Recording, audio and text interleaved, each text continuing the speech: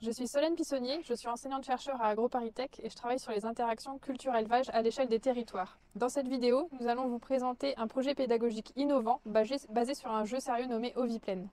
C'est donc pour reconnecter les productions animales et les productions végétales qu'un jeu sérieux a été créé. Ce jeu sérieux nommé Oviplaine a été développé dans le cadre d'un projet de recherche qui vise à créer des partenariats gagnant-gagnant entre céréaliers et éleveurs, notamment éleveurs ovins.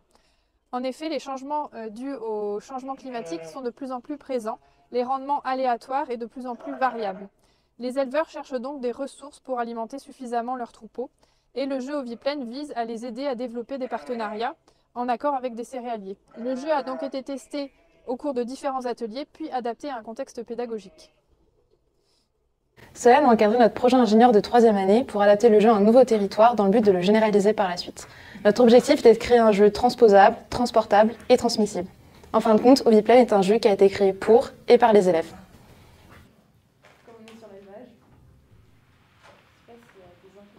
Le jeu est constitué d'un plateau qui représente les parcelles des céréaliers et les ressources présentes sur ces parcelles. Des pions permettent de représenter le troupeau et de se déplacer de parcelle en parcelle. En parallèle, un calculateur Excel permet de calculer en direct combien de jours le troupeau peut rester sur une parcelle. Il y a deux objectifs pédagogiques principaux: acquérir des connaissances sur les systèmes intégrant culture et élevage à l'échelle du territoire, discuter des freins et leviers à leur développement, et discuter des avantages et inconvénients de l'utilisation d'un jeu sérieux dans l'accompagnement des changements de pratique. Ce jeu permet également d'amener le terrain dans les salles de classe, de diversifier les formats d'apprentissage et favoriser l'autonomie des étudiants. Le jeu se déroule en plusieurs étapes. Tout d'abord, les étudiants se voient attribuer des rôles: éleveurs, céréaliers, institut technique, chercheurs.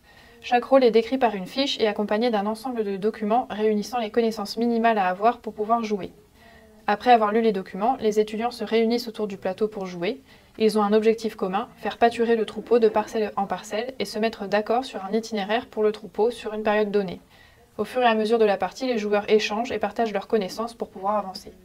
Moi, je propose qu'on déplace le troupeau qui est en J2 avec la bétaillère pour traverser la route et qu'on arrive en R1. Ah bah non, c'est pas possible parce que cette parcelle, elle est trop pentue et du coup, ça va être difficile à clôturer. Et donc dans le cadre de ce master, on a eu l'occasion de jouer à ce jeu sérieux et c'était très intéressant dans le sens où c'était bien de mettre en place une coopération entre différents rôles et donc l'aspect ludique de la chose fait qu'on a produit de belles choses. Et d'un point de vue pédagogique, je trouve que c'est beaucoup plus interactif, ça nous implique dans l'enseignement. Et donc voilà, j'ai trouvé l'expérience de jouer à ce jeu très très intéressante. Et voilà, merci.